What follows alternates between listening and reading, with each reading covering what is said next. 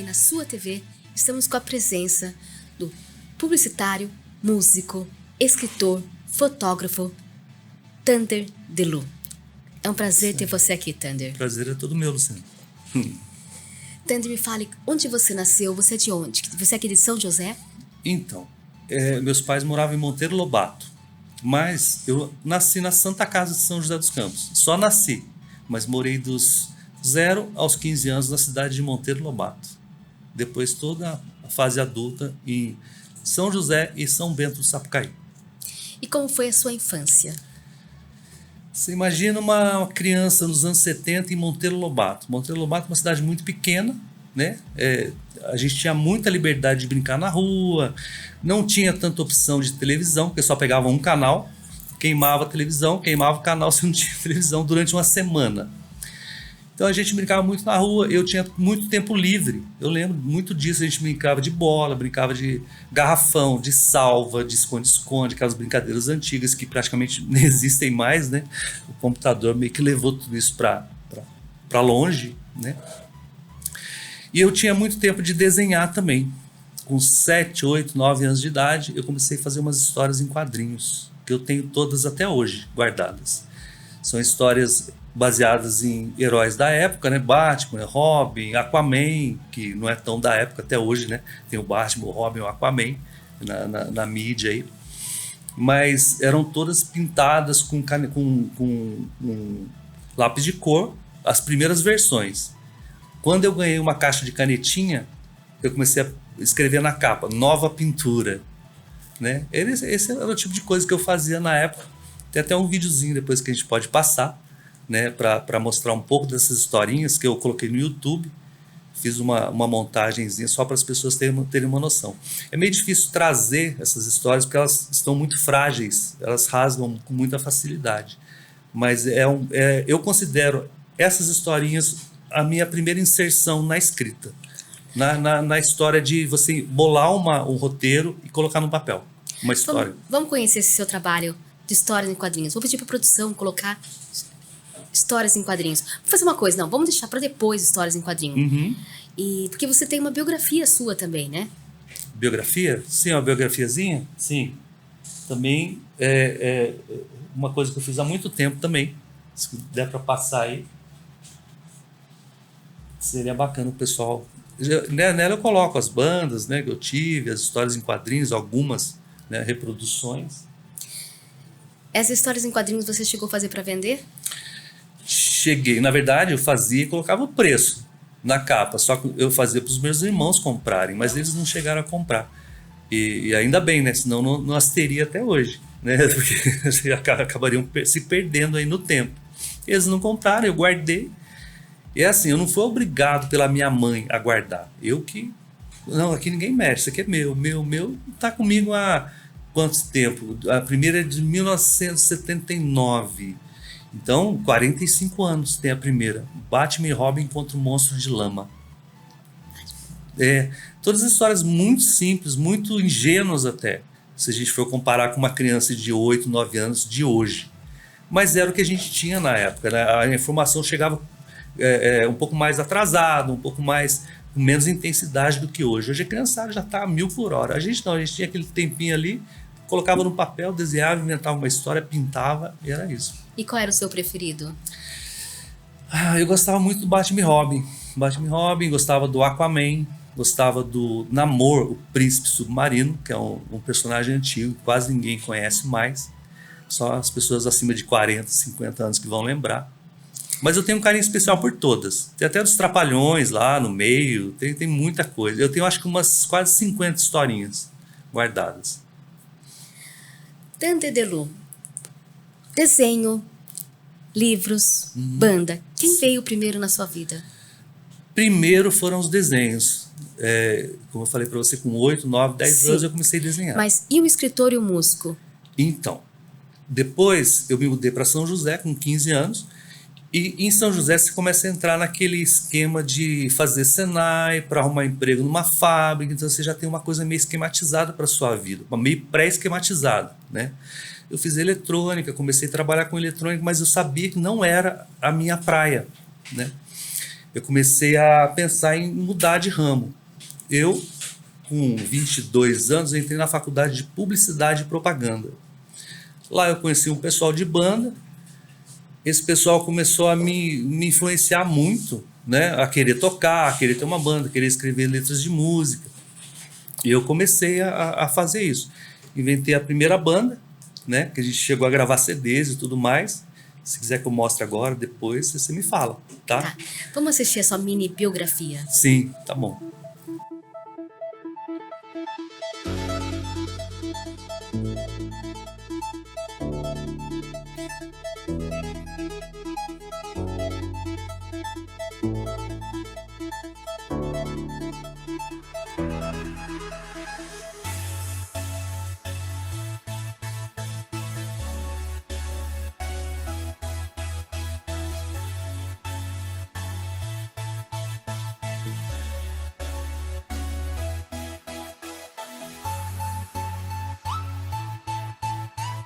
ET.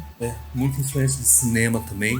Eu desenhava lá 2001, Odisseia do Espaço, e o vento levou, as datas, 83. Essa já é a fase do rock and roll. Toquei por 16 anos, né? Ininterruptos, assim. Esse é o primeiro CD, Máquina Peluda, que virou Máquina depois só. Reatores. Reatores foi a sua banda? Na verdade foram duas bandas, o Máquina e o Reatores, né? Camisetinha de São Paulo. Esses são as crianças, são seus filhos? Não sou eu. Ah, tá, é você? Sou eu ali, eu fiz uma montagem, eu adulto com eu criança ali. Com você criança. Perto da TV, Muito bacana. Muito bacana. Depois disso você entrou pro rock. Fala um pouco, como foi a sua vida no rock, na estrada? Então, rock and roll é aquele negócio. No Brasil, todo tipo de arte você tem que ralar muito para você se destacar, né? Comecei a tocar mais ou menos em 1994. Ensaiamos por muito tempo até gravar nosso primeiro CD, que é esse aqui, tá? Máquina Peluda. As pessoas até assustam com o nome, né? Mas é uma sigla que significa Projeto Existencial de Libertação dos Ultrajados e Defesa dos Alterados, P.E.L.U.D.A, tá? E muita gente pensa que é uma banda engraçadinha, banda de piada. Não, tinha umas piadas, mas eram poucas. Tinha muita letra crítica.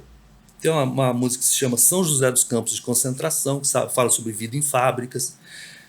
Tem uma música que se chama Túnel do Tempo Interditado, que fala sobre ditadura militar.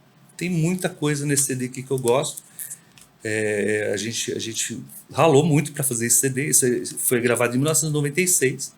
A partir daí a gente começou a tocar muito no Vale do Paraíba, né? Todos os bares bacanas aí de rock a gente tocava, principalmente a Poço, em Caçapava. Poço é um lugar histórico assim, para molecada dos anos 90 e 2000 que gostava de rock, né? Houve algum momento marcante na sua vida nessa época de roqueiro? Muitos.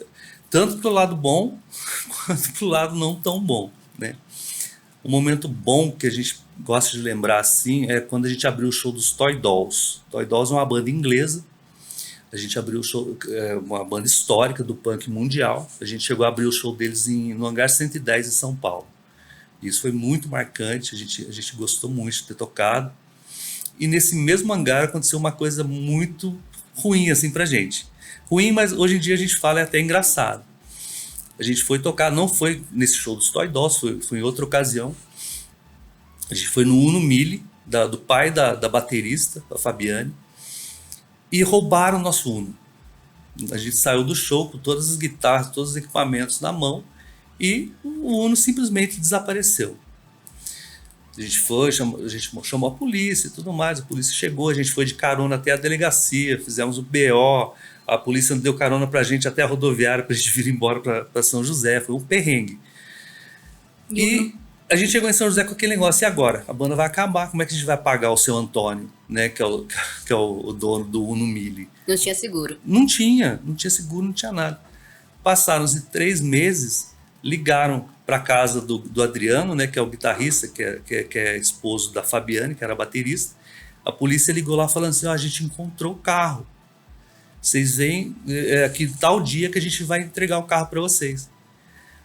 Quando ele foi pegar o carro, ele até se assustou, porque o carro que não tinha alarme estava todo equipado com alarme, com bolinha de relaxar as costas. O bandido equipou o carro. Foi até uma coisa engraçada de contar, porque imagina, o carro não tinha nada de segurança. De um momento a outro. Poxa, vocês não pegaram o endereço desse ladrão? Pois Vou mandar é. ele pro meu também. Pois é, exatamente. Essas coisas que acontecem na estrada, né? São várias histórias, assim, de chegar num lugar, só ter uma tomada e uma lâmpada ali que é o palco. Aí você tem que se virar. Como é que você equilibra a sua vida de casado, filhos e essa vida na estrada? Eu não tenho filhos. Ah, tá. Só você e sua esposa. Minha esposa. E quando você ia Ela pra tem estrada? os filhos dela. Ela ia junto ou você A pegava minha estrada? esposa, na época, eu não namorava com ela ainda, né? Mas as outras namoradas não iam, não. Era só eu, a banda mesmo. Era o que cabia no carro, na verdade, né? No Uno Mille, entendeu? E depois desse episódio, vocês continuaram ainda cantando? A gente tocou de 94 a 2010. Em 2010 a banda acabou, né? Aí acabou de vez. A Fabiana e o Adriano saíram um pouco antes, em 2007. A gente aguentou com a banda até 2009, 2010. Aí chegou uma hora que a gente, né, vamos acabar com a banda.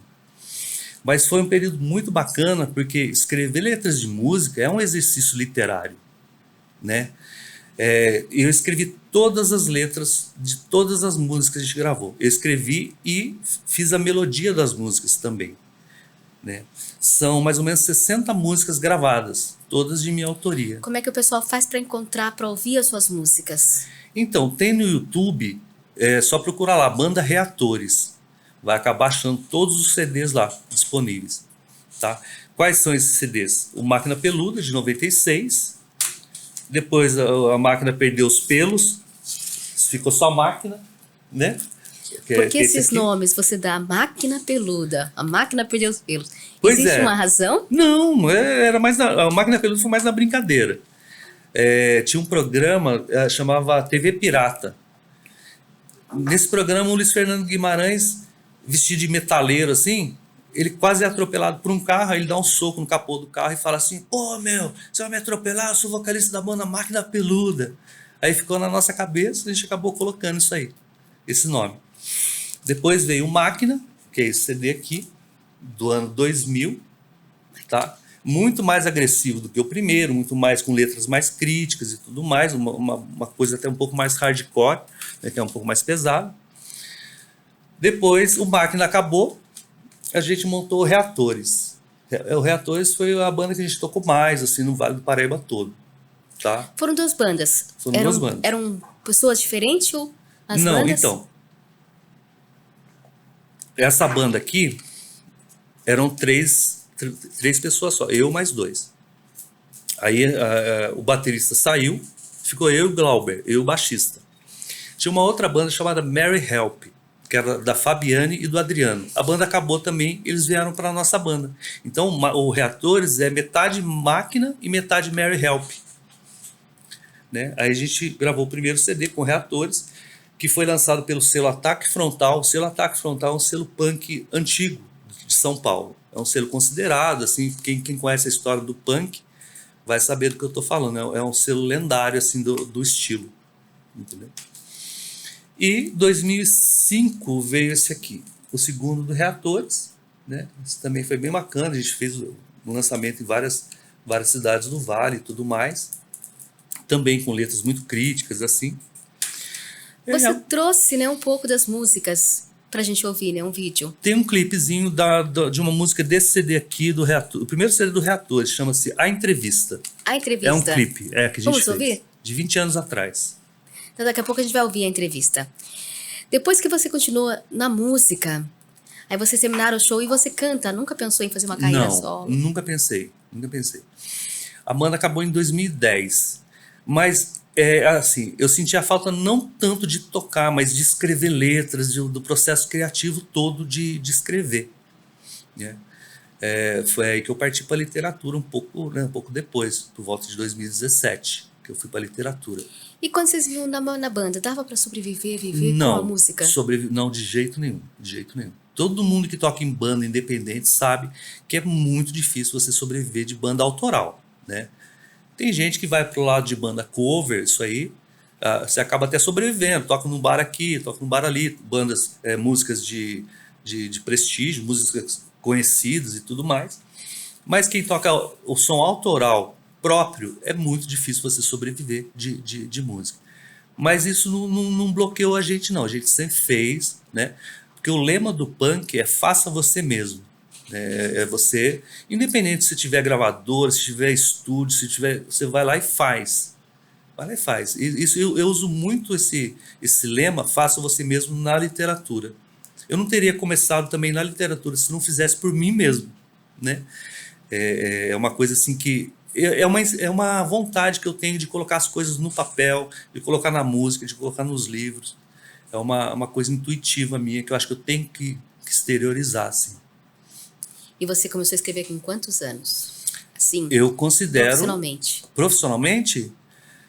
É assim, eu comecei a escrever livros mesmo, foi em 2017, já tinha 47 anos. Em 2016 minha mãe morreu, eu fiquei desempregado, aí passei dezembro, janeiro comecei a mandar currículo, aí fiquei meio injuriado aquele processo de mandar currículo e tudo mais. Aí eu pensei, eu vou usar esse tempo livre para escrever. Só que aí você entra naquele processo, como é que se escreve um livro? Sendo que você nunca escreveu um livro na vida. Eu tinha uma ideia básica na cabeça, só que eu não sabia se essa ideia renderia um romance, né? Eu sentei na frente do computador em branco, o Word, que é o desafio maior de todo escritor, é sentar na frente do Word em branco e começar. Porque tem muitas variáveis na cabeça, muitas ideias, você tem que começar de algum ponto. Beleza, sentei, eu lembro que eu escrevi As Pirâmides Revolucionárias, que acabou ficando o nome do livro mesmo.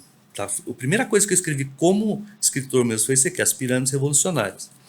E o livro fala sobre o quê? Então, eu comecei a escrever. Como eu não sabia se a história ia render, eu comecei a colocar a minha vivência nos personagens. Os personagens desse livro têm uma banda punk. Eles moram em Monteiro, então muita coisa da minha vivência está neles. O livro começa em Monteiro e termina em São Tomé das Letras. Fui escrevendo. Todo dia eu escrevia na faixa de 3.000 palavras, que dá mais ou menos umas 6 folhas em papel sulfite.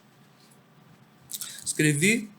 No outro dia eu falei, putz, já estou no capítulo 2, vamos lá. Nisso foram 3 meses e meio escrevendo.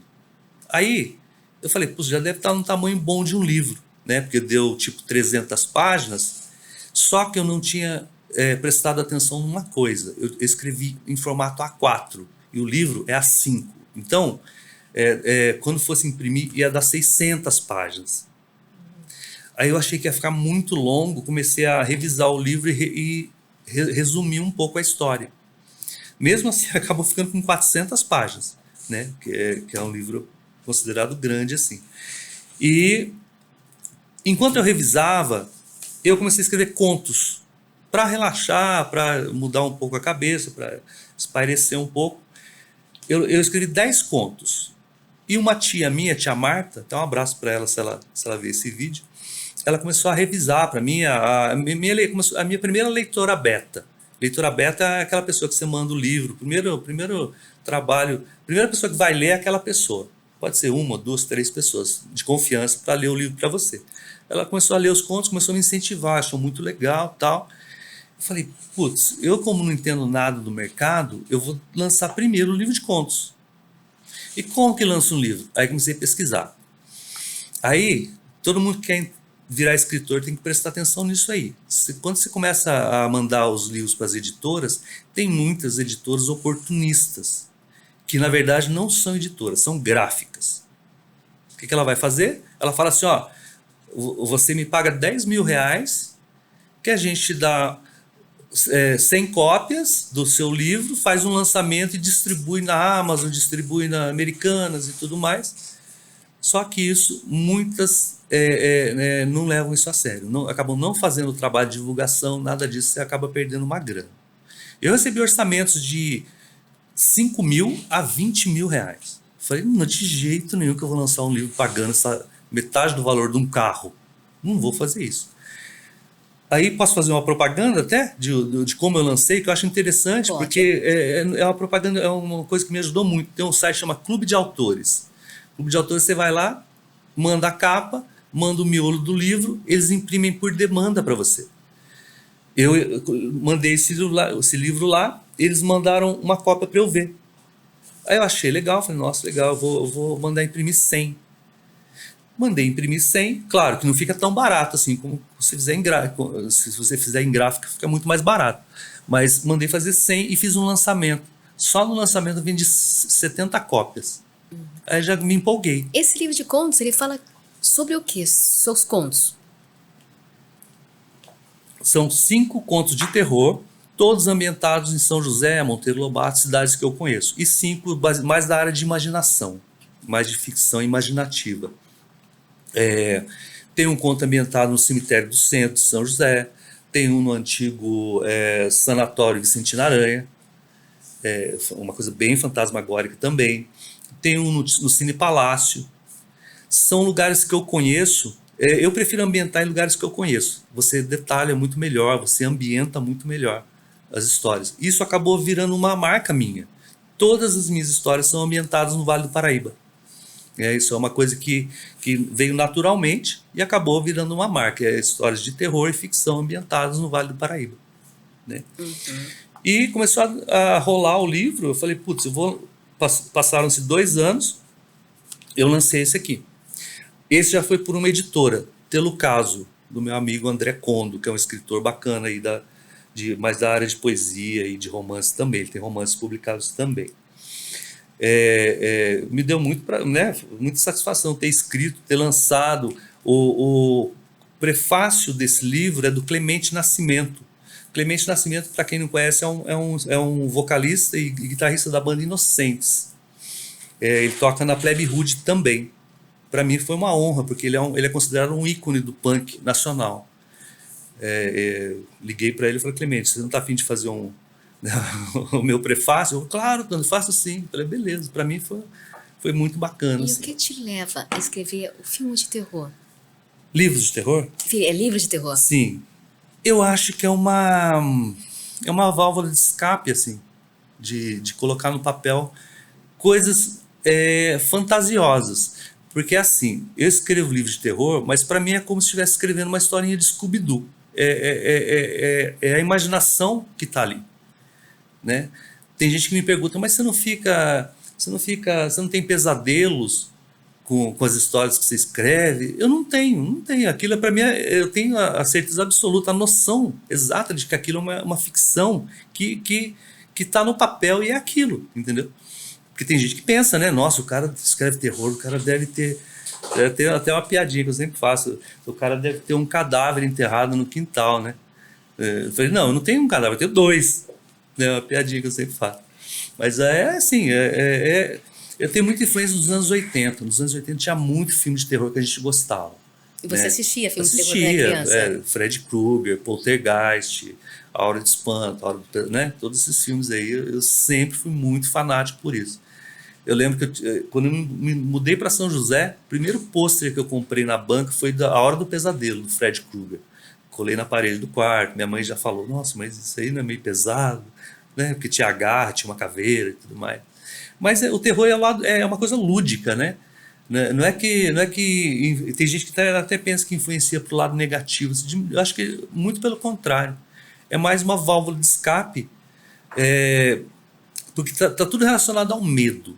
O medo é uma coisa sadia para o ser humano. E qual é o seu medo? Meu medo? Deixa eu ver. Eu acho que eu tenho medo. O único medo que eu tenho é de ficar sozinho, né? Atravessar uma velhice sozinho. Espero que não aconteça, mas eu acho o ser humano muito adaptável também. A gente não sabe o que pode acontecer, você acaba se adaptando às circunstâncias da vida, né? Barata um pouquinho também, um pouquinho de medo de barata. Mas barata é mais a barata voadora, as outras não. Você escreve filme de terror, mas tem medo de barata. Barata, E eu sei que o próximo livro seu, você também é de terror, né? Esse aqui já é um livro ambientado também em Monteiro Lobato, chama-se Tumular, As 7 Palmos do Inferno. Conta a história de um coveiro ele é ladrão de túmulos. Ele tá roubando um túmulo numa madrugada lá em Monteiro, pega os anéis, as pulseiras de uma senhora que tinha acabado de ser enterrada e vai tentar guardar esses anéis, essas pulseiras num túmulo quebrado. Ele enfia a mão para guardar e é mordido por uma criatura no começo do livro. Aí ele começa a ter umas alucinações. Uma imagem religiosa desce de um dos túmulos e vai falar com ele e pede uma missão para ele. Uma missão meio sangrenta, assim. Aí ele fica apavorado, ele não sabe o que fazer, ele começa a ter dilema se ele faz aquilo ou não. É uma coisa até meio psicológica, assim. Também é ambientado em Monteiro, né? Tem uma criançada aqui que tem muito a ver com os meus amigos de infância. Né? Eu acho bacana fazer esse tipo de exercício, você colocar a gente que está na sua cabeça da infância, mas mudar de nome. Né? Se você coloca assim, nossa, aquela pessoa agia de tal maneira, aquela pessoa falava de tal maneira, você coloca no livro. Né? Quem é de Monteiro às vezes vai ler, vai falar, putz, eu conheço esse aqui, parece não sei quem falando. E né? qual a idade dos seus leitores? Então, recentemente eu estive na Bienal, chegou uma menininha de uns 10 anos, começou a olhar para a capa do meu livro, no banner. Ele falou, moça, esse livro é seu? Eu falei, é. Ai, que legal, gostei da capa, eu acho que eu vou comprar, ela falou. Aí eu falei assim, não, mas esse livro não é para a sua idade, não. Ela falou assim, não, mas eu vejo filme na Netflix. Ela falou. Aí chegou, ela saiu, voltou com a mãe dela. Falou assim, mãe, o livro é esse aqui, não sei o que lá. A mãe dela falou assim, moço, esse livro não é muito pesado? Eu falei, para a idade dela é. Ela falou assim, a menininha falou assim, não, mãe, mas eu vejo coisa muito mais pesada do que isso, muito mais terror na Netflix. Aí a mãe acabou comprando. Aí eu assinei no livro assim, como é que eu escrevi mesmo? Manuela, leia acompanhado dos pais. Né? Foi o que eu pude fazer. Você vê que, olha como a gente tem os dilemas assim na frente, né? Uma criança de 10 anos se interessando por aquilo, só que, né, não é para a idade dela. Mas aí os pais que têm que ter essa noção também. E você vive os seus personagens? Não, de maneira alguma. De maneira alguma. É assim, quando você está escrevendo, você coloca muito da sua personalidade em alguns. Até personagens femininos, masculinos, vilão, mocinho, você acaba colocando. Isso é inevitável. Mas depois que acaba o livro, já editou, já vai para a editora, assim, pronto, acabou. Aquilo já foi, vamos para o próximo livro, vamos para a próxima história. É assim que eu trabalho. Tem muita coisa do meu... Nesse livro tem, nas pirâmides, como eu falei, tem. Né? Isso aqui tem muito de mim mesmo. Porque eu não sabia se ia conseguir segurar uma história. Eu falei, eu vou colocar muito da minha personalidade aqui, principalmente nos personagens principais, que eles têm uma banda e tudo mais. Né? Agora eu penso assim, o leitor, quando ele está lendo, ele entra naquela imaginação, que esse é o gostoso. Você imaginar cena por cena. Quando você está escrevendo, porque tem sangue, tem morte nos livros, né? Tem. Quando você está escrevendo, você fica imaginando aquele sangue, aquela morte. Sim, lógico. Desculpe. É assim, eu entro no estado, assim, quando eu estou escrevendo, Luciano, que pode, sei lá, pode bater um carro, pode cair uma árvore, que eu não escuto. Eu fico tão envolvido, principalmente na ambientação das histórias. No detalhamento das histórias. Porque quando você detalha, as pessoas se reconhecem naquilo ali. Né? Por exemplo, você vai detalhar o cemitério de Monteiro. Você colocar que o cemitério tem vasos de plantas cheios de mosquito, de larva de mosquito da dengue, que tem fotos desbotadas nos túmulos, coisas que às vezes no cemitério americano de filme você não vê, de filme, de livro. Então, quando você detalha esse tipo de coisa, né, fica interessante porque a gente reconhece, o leitor daqui da região se reconhece, né? Por exemplo, ele entrou na casa da tia, tinha um xaxim pendurado, as pessoas, né? Xaxim a gente conhece, muita gente conhece, muita gente já não conhece porque não pode mais, né? Aquele xaxim antigo não pode mais utilizar, porque é uma coisa ambiental e tudo mais. Mas quando você detalha, por exemplo, entrou, viu o xaxim, viu a samambaia no xaxim, pendendo até o chão de caquinhos amarelos e vermelhos, quebrados, intercalados. Quem nunca viu isso? Isso é que é legal, para mim, assim. Você tentar detalhar e fisgar a pessoa pelo que ela conhece, né? Você falando, eu já estou imaginando você escrevendo à noite, sentado, embaixo do cemitério, do lado do túmulo. Sim. Você já sentou para escrever no cemitério? Não. Nunca pensou nisso? Não. Eu escrevo geralmente de manhã. E sentado assim, numa cadeira, na minha cadeira lá, na minha mesa. Não existe uma cerimônia. De jeito. Um café. Tem que tomar um café, né? Comer alguma coisinha ali, um café forte. Quando eu sento, eu já estou meio concentrado. Aí, às vezes, eu releio o capítulo anterior para pegar de onde eu parei a história e começo a escrever. Né? E geralmente eu paro quando eu atinjo aí 3.000 palavras, mais ou menos. E cada livro, esse aqui, o Tumular, por exemplo, tem uma faixa de 20 capítulos. 20 capítulos de 3.000 palavras cada. Né? Que dá na faixa aí de 60, 70 mil palavras. Depois de escrever tem a fase mais trabalhosa, né? A fase da revisão. Porque escrever, você escreve na emoção ali, aquilo, tal. Tem um livro do Stephen King, eu sempre gosto de citar, chama Sobre a Escrita. Stephen King, para quem não conhece, ele é um escritor americano, tem várias obras de cinema baseadas nos livros dele. Né? Tem O Iluminado, tem Carrie Estranha, tem Cemitério Maldito, tem vários filmes bacanas baseados nos livros dele. E nesse livro, ele fala que você tem que escrever para você e revisar para o público. Que é uma dica muito valiosa, porque você escrever, você está viajando, você está falando o que você quiser. Mas e aí, quando você vai colocar da sua gaveta ali para o público? Aí já é outra história. Tem outra frase, acho que de um escritor famoso também, não lembro quem é. Ele fala assim que você tem que escrever tomando vinho e revisar tomando café. Que é muito interessante isso, né? O vinho te dá aquela liberdade, você fala e fica, não sei o quê. Café não, café já te deixa atento para você não... Né? Isso são dicas, né, desses escritores mais experientes que a gente vai pegando aqui e ali. Né? Eu sei também uma curiosidade que você acredita no ET. Me conta um pouco dessas aventuras que você teve. Sim. Então, nos anos 90, na época do ET de Varginha, tem um amigo meu, chama Marcelo Braz. A gente sempre ia para Minas, a gente ficava na beira dos barrancos à noite, vendo estrelas para ver se via alguma coisa. Nessa época eu não cheguei a ver nada que possa ser considerado um OVNI assim. Né? Mas em 2005, eu estava saindo de casa de moto, no Monte Castelo, eu virei a rua, do lado do prédio tinha uma bolinha. Era uma bolinha que eu imaginei ser mais ou menos do tamanho de uma bola de basquete. E parecia ter uma luz interna. Parecida com esse abajur até, assim, dessa mesma cor, um amarelo âmbar, assim. E ela começou a fazer um movimento em volta do prédio. Bem lento, assim. Falei, o que é aquilo? O que é aquilo? E fui parando a moto. E fiquei olhando aquela bolinha. Ela passou por trás do prédio e foi em direção ao Parque da Cidade. Eu continuei olhando, assim, eu lembro que eu olhei para os lados para ver se tinha alguém para ver comigo, né? Para mostrar, olha, você está vendo também, né? Para reafirmar o que eu estava vendo. Aí foi embora. Eu não tinha celular com câmera. Câmera de 2005, câmera de celular era terrível, não filmava quase nada, né? Essa foi a primeira vez que eu vi uma coisa estranha, realmente estranha, assim. Tem um vídeo no YouTube que chama OVNI Capão Redondo, que mostra uma bolinha filmada em 96 no Capão Redondo, que é exatamente igual a essa que eu vi no Monte Castelo.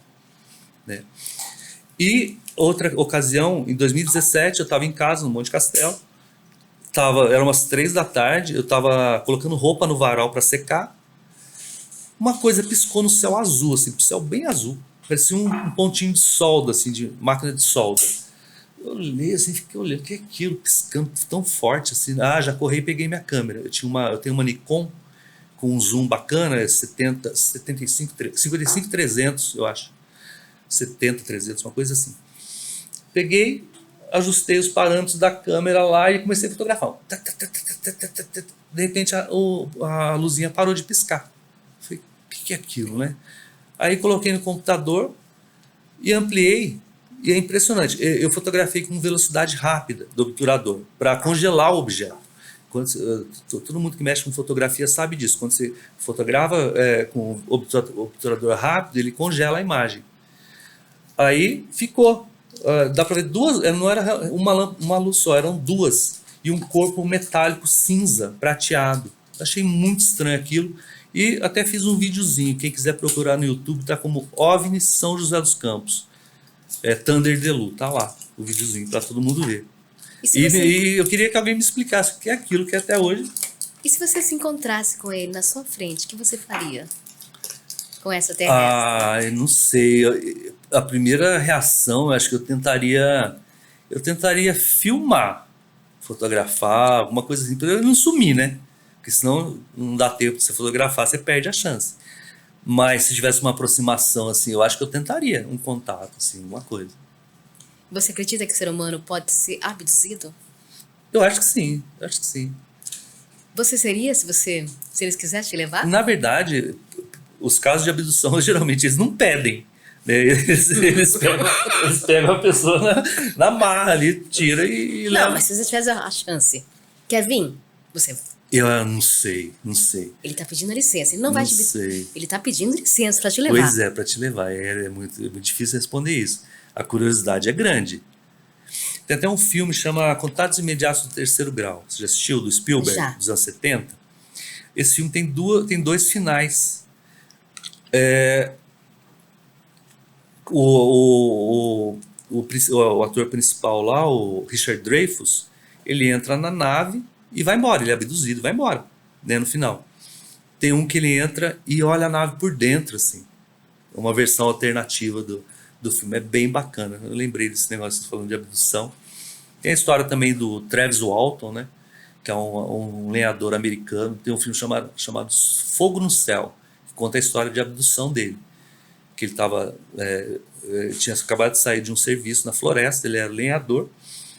E ele viu uma luz na floresta, assim, ele desceu da caminhonete e foi lá ver. Aí os amigos chegaram lá e já tinha desaparecido. Ele ficou sumido por um tempão, assim. Depois encontraram ele pelado, assim, andando na estrada, perdido, assim. Aí fizeram todo aquele processo, né, como é que é o nome daquele negócio de detetor de mentira? Polígrafo? Acho que é polígrafo, não sei. Não sei se é exatamente esse o nome. Mas para ver se ele estava mentindo ou não, e não acusou nada de mentira, assim. E é assim, tem muito depoimento que você vê na internet de pessoas da roça. Porque na roça não tem muita iluminação, então é mais fácil você ver luzes no céu. E quando você vê um depoimento de uma pessoa da roça, você imagina assim que a pessoa não está mentindo. Né? Porque é difícil uma pessoa da zona rural inventar uma história para ficar famoso, para gerar um... Não, a pessoa viu porque viu. Ela está falando ali na pureza dela, né? No jeito simples dela. Mas eu acho que existe, sim. Acho que a gente um dia vai ter um contato. Tem até essas coisas de alienígenas antigos daí, né? Alienígenas do passado. Eu já visitei Peru. Em Cusco tem um lugar que se chama Sacsayhuamán. Sacsayhuamán tem umas pedras do tamanho dessa sala, assim, só que elas são cortadas de uma maneira que a outra encaixa uma na outra, assim. Aí você pensa, como que esse povo cortou essas pedras e empilhou uma em cima da outra, com os ângulos certos, os ângulos tão perfeitos que você não encaixa nenhuma folha de papel no meio, né? São mistérios. Pedra do Baú. O que significa para você a Pedra do Baú? A Pedra do Baú é assim... quando era moleque, eu sempre visitava São Bento. Você olhava aquela coisa linda, né? A Pedra do Baú é uma coisa muito bonita, assim, né? Esteticamente, você olha no horizonte, você só dá ela, né? É uma coisa única. E eu sempre fiquei com aquilo na cabeça. Será que um dia eu vou, né, conhecer mais de perto e tal? Aí eu acabei morando em São Bento. Morei 5 anos em São Bento. E observando a pedra dia a dia, praticamente fotografando ela todo dia. É impressionante, cada dia tem um visual diferente. Um dia tem um arco-íris na frente dela, outro dia tem uma névoa bonita, né, um jeito que o sol bate nela. É muito interessante você fotografar, se você ter essa oportunidade de fotografar todo dia, assim, né? E numa dessas observações da pedra, eu estava do lado de fora de casa, sentado num banco, tomando cerveja à noite, ouvindo música. Sozinho. Foi na época da pandemia. Imagina, fiquei isoladaço em São Bento, sozinho, ia no supermercado só para comprar o básico e sobrevivendo ali. Aí eu vi a pedra e vi umas luzes de escaladores. O escalador, à noite, ele usa um capacete que tem uma lâmpada, um LED assim. E eu comecei a ver aquelas luzes, eu pensei, putz, se eu escrevesse uma história sobre escaladores subindo a Pedra do Baú, que unisse medo de altura e medo do escuro, né? Ao mesmo tempo, numa história só, ambientada em São Bento. Foi aí que surgiu Os Que Sobem à Noite, que é o meu romance novo, que até acabei esquecendo de trazer. A Os gente Que tem fotos Sobem à Noite. Depois a gente vai passar as fotos da Bienal. Sim, esse livro eu lancei há pouco tempo atrás na Bienal de São Paulo. Aliás, o Tumular também eu lancei lá, né, em 2022, na Bienal de 2022. Os Que Sobem à Noite eu lancei na Bienal. E ele está concorrendo, ele foi semifinalista do Prêmio Aberst de literatura, Os Que Sobem à Noite. O Prêmio Aberst é considerado o Oscar do terror nacional, assim. Ele foi semifinalista e destaque do Prêmio Aberst. A Aberst é a Associação Brasileira dos Escritores de Suspense e Terror. Eu fiquei muito honrado de ter chegado à semifinal e ser considerado destaque do Prêmio Aberst. E ele está na final do Prêmio Odisseia de Literatura Fantástica, que também é um prêmio muito bacana da literatura fantástica nacional. Você vive da arte? Consegue viver da arte? Não. Eu tenho uma editora, né? A editora me paga a porcentagem lá do que ela vende, mas não dá para sobreviver de arte ainda. Tá? É uma coisa ainda que eu tenho que me virar de outras maneiras para manter a vida. Mas acho que eu estou no caminho, né? Devagarinho. Como você acabou de lançar esse livro agora na Bienal, como foi o sucesso? Como foi a sua participação na Bienal? A Bienal é aquele negócio, né? É uma vitrine muito bacana. Tem seus perrengues, né? Você fica 2 horas preso dentro de um carro para conseguir estacionar o carro, para entrar na Bienal, né? Mas compensa. Eu fiquei o dia inteiro no stand da Aberst, né, que é a associação, com a mesinha lá, meu banner, aí as pessoas vão passando, você vai conversando, mostra o livro, é muito bacana. Só que assim, né, você tem que entender que você está concorrendo com livros do mundo inteiro, né, do Brasil e do mundo inteiro. Você não espera que você vai chegar lá e vai vender 100 cópias do seu livro, se você for um autor independente, um autor pequeno, que não tem ainda uma mídia em torno, né. Você não é o Rafael Montes. Rafael Montes, ele vendeu milhares de livros na Bienal. Né? Você tem que fazer o que você pode ali. Mas é bacana que você posta foto, depois as pessoas gostam de ver a foto de você na Bienal. É uma vitrine, né? É uma vitrine. Tem seus prós e contras, mas você tem que aproveitar. Toda vitrine, aliás, você tem que aproveitar. Seu público maior. Você comentou que teve uma menina que quis comprar. Mas seu público maior são os homens ou mulheres? Olha só, acho que é meio a meio. Tem muito homem que gosta de filmes de terror, de livros de terror. Tem muita mulher que gosta também. Principalmente booktubers. Tem muita booktuber mulher. Tem mais do que homem. E booktuber, ela faz a resenha do livro, ela espalha ali o livro. Mas eu acho que, no geral, os dois. Assim. E você já imaginou virar filme? Sim, acho que todo escritor pensa, né? Imagina a minha história, virar um livro e tal. Esse é o livro que tem no cemitério? Exatamente. Esse é o Tumular. Imaginar como seria um filme no cemitério? Ambientado em Monteiro, no cemitério de Monteiro. É assim, todo mundo que escreve, acho que sonha em ver seu livro virar um outro tipo de obra, né? Uma obra cinematográfica. Só que a obra cinematográfica tem que ter uma coisa, ela tem que ser muito bem feita. Ainda mais no terror. Porque às vezes você vê produções de fora que tem toda uma estrutura e o filme é uma porcaria. Tem muito filme ruim de terror. Né? Você pega aí de 10 filmes, acho que uns 7 são muito ruins, um é mais ou menos e 2 são bons. É mais ou menos a média que eu acho, assim, né? Então, é questão de você cair na mão de alguém que faça uma coisa boa. A gente não está no país, por exemplo, que nem o Stephen King. O Stephen King ele começou a escrever nos anos 70, ele teve o Stanley Kubrick, que filmou o Iluminado dele. O cara era um puta de um diretor que fez uma obra-prima com o Iluminado, que é o livro dele. Teve outro diretor chamado Brian De Palma, que pegou Carrie a Estranha e fez um filme muito bacana. A gente teria que dar essa sorte de pegar alguém realmente comprometido e fazer uma coisa bacana. Imagina, é a sua história, é a sua imaginação. O diretor, claro, ele vai fazer de acordo com a cabeça dele. Isso é legal. Só que a chance de acontecer uma coisa que você não gosta é grande. Né? Você vai falar, puta, o cara estragou o livro, estragou a história. Que deve acontecer muito isso, de escritor que se frustra quando chega na frente do seu filme, ali, do filme baseado no seu livro. Né? Abre aqui, Dona Sinhá.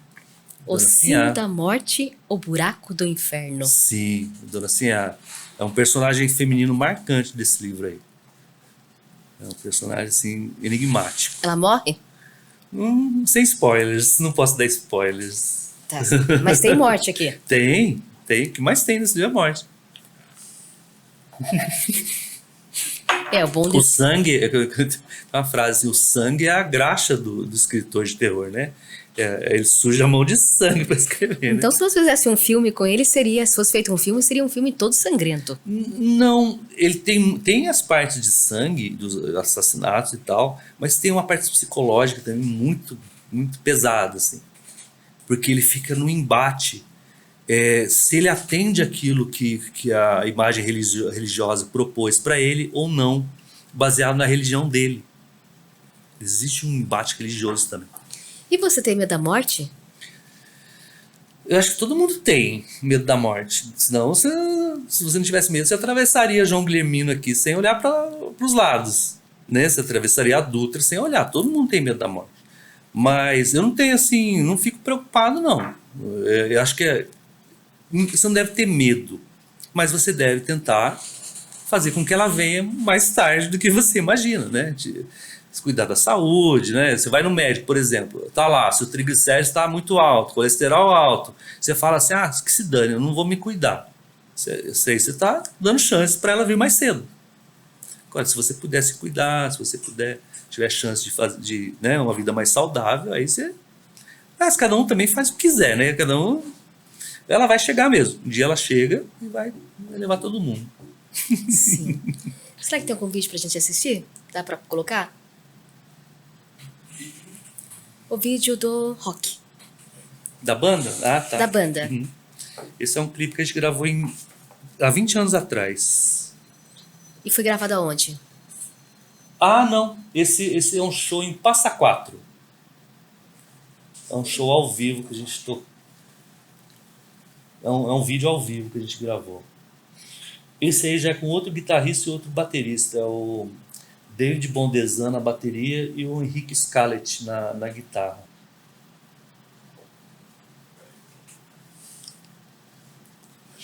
No YouTube tem vários vídeos do Reatores.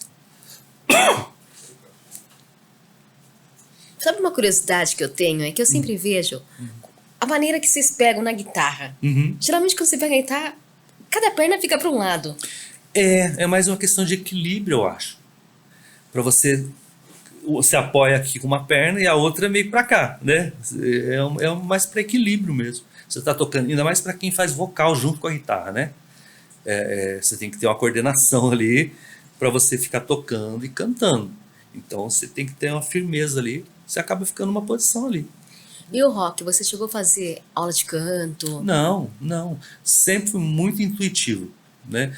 Na verdade, eu virei vocalista por acidente. Porque é um amigo meu, até vou mandar um abraço para ele, Marcelo Braz. É o cara da ufologia também, que andava comigo vendo disco voador. Voador. Ele ia ser o vocalista da banda.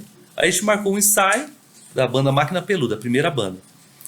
Ele não foi, ele falou assim, que hoje tem jogo do São Paulo. Aí ele faltou um ensaio, eu peguei no vocal, comecei a cantar e tocar. Aí peguei gosto, falei, vou fazer isso aqui. Nunca tive aula de voz, nada, e nunca tive aula de violão também, nem guitarra. Na verdade, eu só vi um cara fazendo ali, mostrando para mim como é que fazia as posições e tal, e eu comecei a aprender, procurar, né, as posições nas revistinhas antigas, né, de posições de notas. Comecei a aprender intuitivamente. Você aprendeu sozinho? Aprendi sozinho, E depois o outro exercício foi fazer as músicas, né? Aí comecei a inventar as músicas. Aí já é outro exercício. Inclusive, você imagina, eu passei 16 anos escrevendo letras de música. O que é uma letra de música? Você pegar uma ideia, resumir em algumas estrofes e refrões curtos. Passei 16 anos fazendo isso. De repente eu fui escrever um livro. Você tem que é o exercício contrário. Você tem que pegar uma ideia e fazer aquilo virar 200, 300 páginas. Né? Você vê que eu lembro que na época eu senti isso. Falei, nossa, eu vou ter que fazer isso aqui virar uma história mais longa. Né? Aí comecei a estudar a respeito. Hoje em dia, tudo que você quer fazer tem na internet. Né? Se você quiser estudar sobre literatura, digita lá escrita criativa, vê um monte de curso, um monte de vídeos, você começa a aprender. Né? Com a fotografia foi a mesma coisa. Tudo intuitivo, nunca tive aula. Vou pegar isso aqui. Comecei a aprender. Você aprende. Né? Se você tiver realmente paixão por aquilo. Senão, você vai fazer uma coisa burocrática ou copiada, que nunca foi a minha intenção. Assim, né? Foi sempre tentar fazer uma coisa autoral, tanto para a banda, quanto para a foto, quanto para o livro. Né? Tentar ter uma personalidade. Rock e a literatura de terror, tem alguma ligação? Total. A banda que mais me influenciou foi o Ramones. E o Ramones, eles eram muito fãs do Stephen King. Stephen King, ele escreveu um livro chamado Cemitério Maldito. E tem uma música dos Ramones que toca no Cemitério Maldito, Pet Sematary, que é a banda a música mais famosa deles. Não sei se você lembra. I don't wanna be buried in a pet cemetery. É a banda dos Ramones. É a maior ligação do punk com o terror para mim, essa ligação são duas lendas, né? Os próprios Ramones e Stephen King. Eu cheguei a ter o prazer de ver os Ramones 3 vezes em São Paulo, 2 vezes em São Paulo e 1 vez em Mogi das Cruzes, shows ao vivo. Eu vi no Olímpia, em São Paulo, 2 vezes, e vi num lugar chamado Labon, em Mogi das Cruzes, em 96, o ano que eles acabaram. E você não pensa em voltar a ter uma banda de rock hoje? Às vezes eu penso. Meio que unir as duas coisas, né? Tentar fazer um... Só que eu acho que seria uma banda mais voltada para o autoral. Seria me apresentar como Thunder DeLu. Entendeu? Só que banda dá muito trabalho, aquela coisa de ensaiar. As pessoas da banda têm que estar disponíveis para ensaios, para shows. É um pouco mais complicado.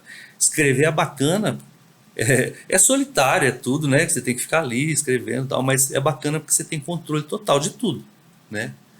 Quando você escreve um livro, você faz é como se você estivesse fazendo um filme. Você faz a iluminação, você faz a sonoplastia, você faz a fotografia toda ali, que está na sua cabeça, você tem que passar em palavras para o leitor captar aquilo, né?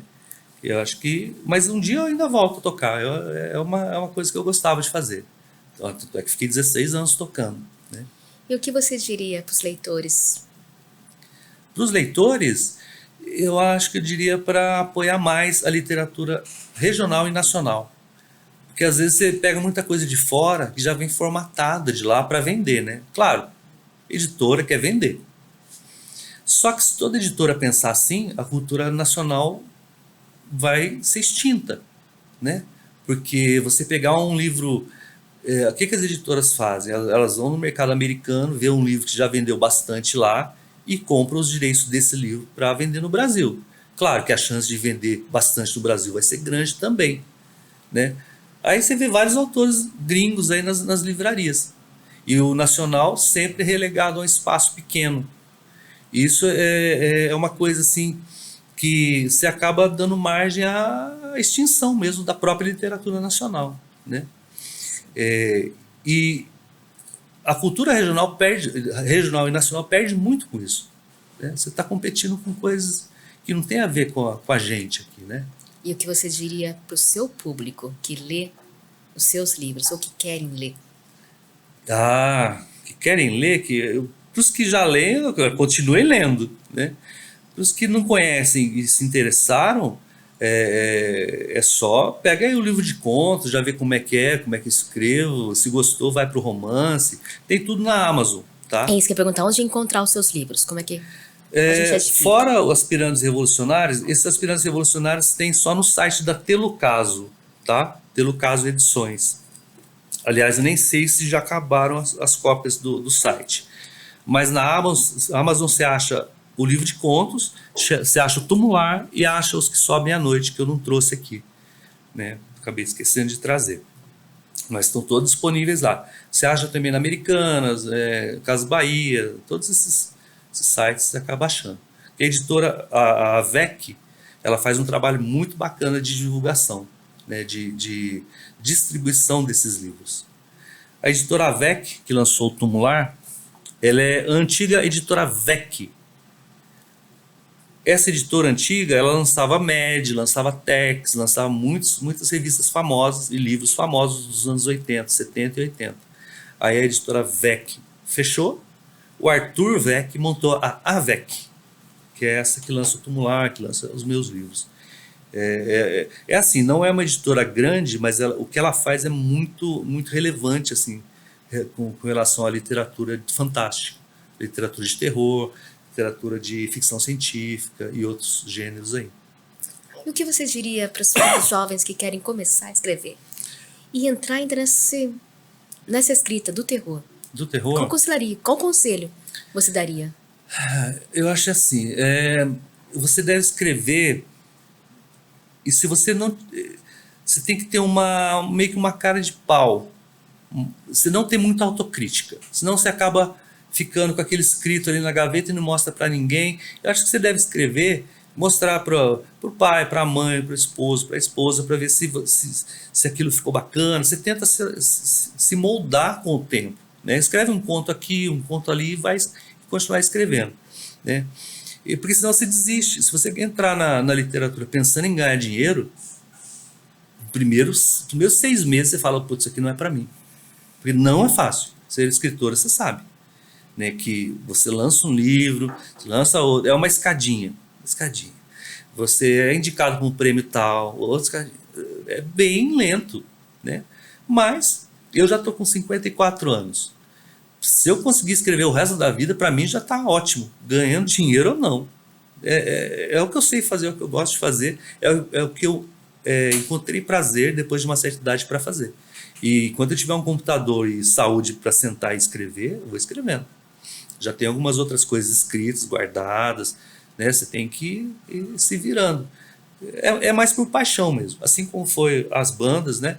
Como foram as bandas que eu toquei e as histórias em quadrinhos que eu escrevi na infância. É mais por paixão mesmo. Senão você não faz. E história em quadrinhos, você não pensa? Não gostado. A história em quadrinho, eu comecei com história em quadrinho, mas depois de um certo tempo eu parei.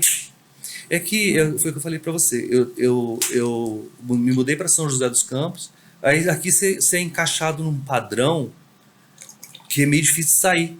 Por exemplo, você tem Senai, no Senai tem mecânica e eletrônica, o que você quer? Minha mãe me disse isso. Eu falei, quero eletrônica. Chutei um dos dois ali, nem sabendo direito o que era um, o que era outro. E assim fui, né?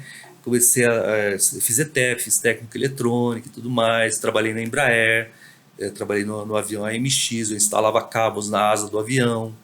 Só que a minha cabeça estava pensando em muitas outras coisas. A minha imaginação estava 1000 por hora. O que estava na minha imaginação é o que me movia na época e é o que me move hoje também, né? Continuar, para mim, é uma coisa que é uma certeza, assim, que eu até não aguentar mais. Um sonho? Viver de literatura. Viver bem de literatura. Acho que todo escritor que, né? Porque você está fazendo uma coisa que você gosta, uma coisa que você ama, uma coisa que é autêntica, né? Porque tem muita gente oportunista, né? A gente sabe que às vezes a pessoa entra num certo ramo de arte ou de literatura, de música. Sempre tem os oportunistas. Só que esses acabam ficando na estrada. Porque a mentira tem perna curta. As pessoas percebem, essa pessoa não é tão dessa praia, não. Mas às vezes está atirando para todo lado, tentando ganhar dinheiro, né? Uma mensagem pro além, se eles puderem te ouvir nesse momento. Pro além? Isso. Nossa, Pra quem gosta de ET, vamos fazer uma mensagem pro além? Pro além, eu queria mandar um abraço para minha mãe e pro meu pai. Que já se foram, né? Eles não chegaram a ver meus livros. Eu quis fazer uma brincadeira, mas você falou uma coisa muito linda. Não, assim, é que eles não chegaram a ver meus livros prontos, né? Essa seria a mensagem que você deixaria? Hã? Eu tenho certeza que lá do céu eles estão vendo. Sim, sim. É isso. Eles estão se orgulhando do filho que eles tiveram. Sim, é. Bom, nós estamos chegando no final. Quero agradecer a sua presença aqui. Eu que agradeço. Vou aproveitar também para comunicar que na próxima semana a gente vai estar aqui com a Clínica Rock. Uhum. Vai ser também todas as terças-feiras. Vai ter uma programação. Uhum. E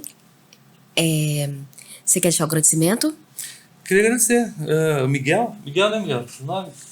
Miguel da técnica ali, você pelo programa, parabenizar pelo programa e todo mundo que está assistindo ou vai assistir mais para frente, né, que vai ficar no YouTube eternamente, né? A gente grava para o YouTube para ficar pro resto da vida, né? Isso é bacana. Esse é um resgate, né? É um jeito de registrar a história da cidade também, né? Da cidade, da cultura joseense, da cultura do Vale. E todo jeito de registrar a história é bacana, seja em livro de terror, seja num bate-papo assim que nem a gente teve, acho que é bacana. Sim. É isso. Bom, então mais uma vez eu quero agradecer a todos que estão nos assistindo.